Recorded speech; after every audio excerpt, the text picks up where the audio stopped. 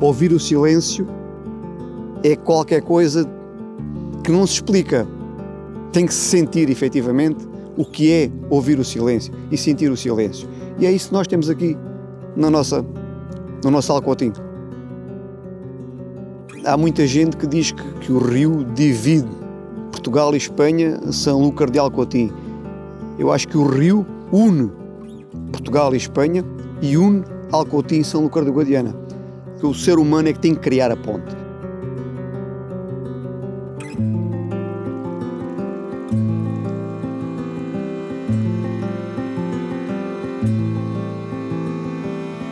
A vila de Alcotim exibe junto à fronteira a riqueza do seu património natural e cultural.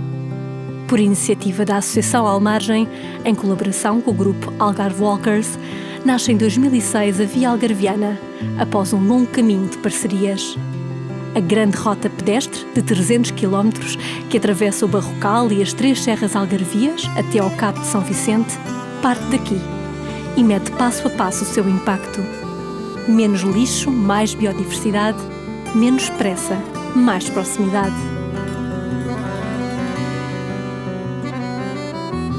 Nós ainda vivemos muito de números e às vezes é complicado para nós explicar que o turista que vem para uma caminhada, por exemplo, na Via Algarviana, não está à espera, nem quer encontrar, por exemplo, um grupo de 200 pessoas. Aquilo que ele quer é usufruir do tempo, é usufruir dos sons, é usufruir do percurso.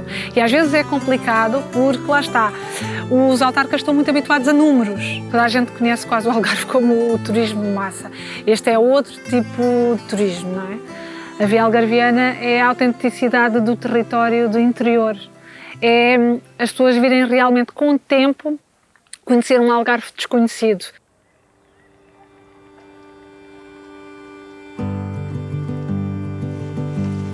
Acho que cada vez mais o turista quer saber a pegada que deixa, mas também cada vez questiona mais se as empresas dão algum retorno daquilo que o turista deixa para a comunidade local.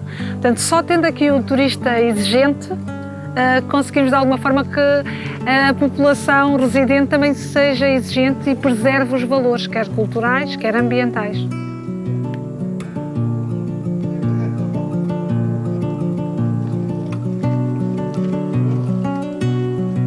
Sabemos e temos a certeza que a Via Algarviana ajuda bastante a economia local. De alguma forma também trouxe alguns jovens para se fixarem no interior, por esta ser uma oportunidade de negócio, de trabalho, obviamente. E temos uma coisa que não se fala muito, mas que para nós é muito importante, que é a companhia que se faz a esta população idosa.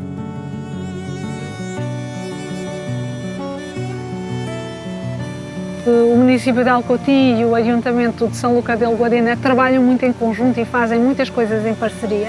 E ao fim e ao cabo o território deles não é assim tão diferente. Nós temos de alguma forma participado no Festival de Caminhadas, temos sido convidados a fazer caminhadas e cada vez que nós organizamos caminhadas dentro do festival, temos sempre espanhóis, conseguimos sempre divulgar a rota e conseguimos chegar ao país irmão, que está mesmo aqui ao lado. Antes de desaguar no oceano, o rio Guadiana encontra abrigo para diferentes espécies no Sapal de Castro Marim e Vila Real de Santo António. Rumo à mitigação das alterações climáticas, residentes e visitantes circulam de bicicleta entre estes 2 municípios ao longo da pista de cerca de 3 km na via que cruza a primeira reserva natural de Portugal continental.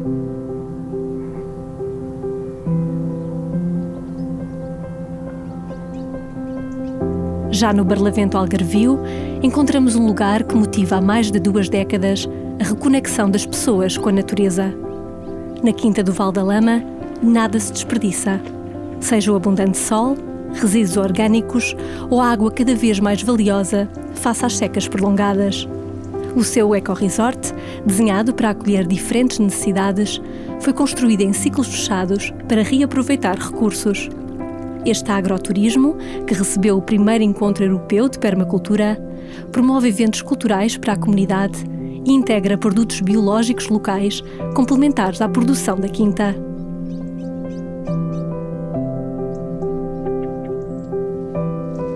De profissão sou assistente comunitária, tirei o meu curso no Canadá E foi lá que começou a germinar alguma das ideias que temos agora em prática. São sonhos que eu e o meu marido e várias pessoas que passaram, imensas pessoas que passaram por aqui, que foram transformando toda esta ação que existe. O projeto Novas Descobertas acho que tem 26 anos ou 27, é uma associação sem fins lucrativos. Nasceu em Monchique e geriu lá os seus campos de férias durante vários anos. Depois houve um fogo, pronto, é uma longa história e acabámos a encontrar esta quinta que fomos comprando e aumentando.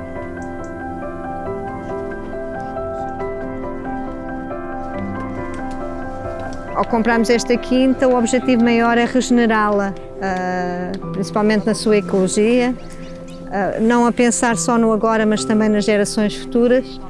Conforme nós também vamos investindo e aprendendo, também damos formações e todo esse trabalho que acontece nas várias áreas.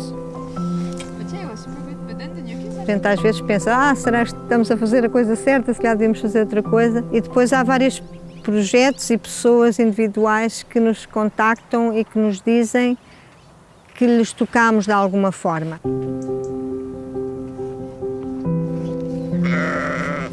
Para nós faz-nos sentido, dentro destes 42 hectares, tentarmos que quem por aqui passe consiga experienciar a natureza e o valor que ela tem e também valorizarmos as coisas locais, porque nós, podendo ajudar a economia local e circular, acho que podemos criar um mundo com uma pegada melhor.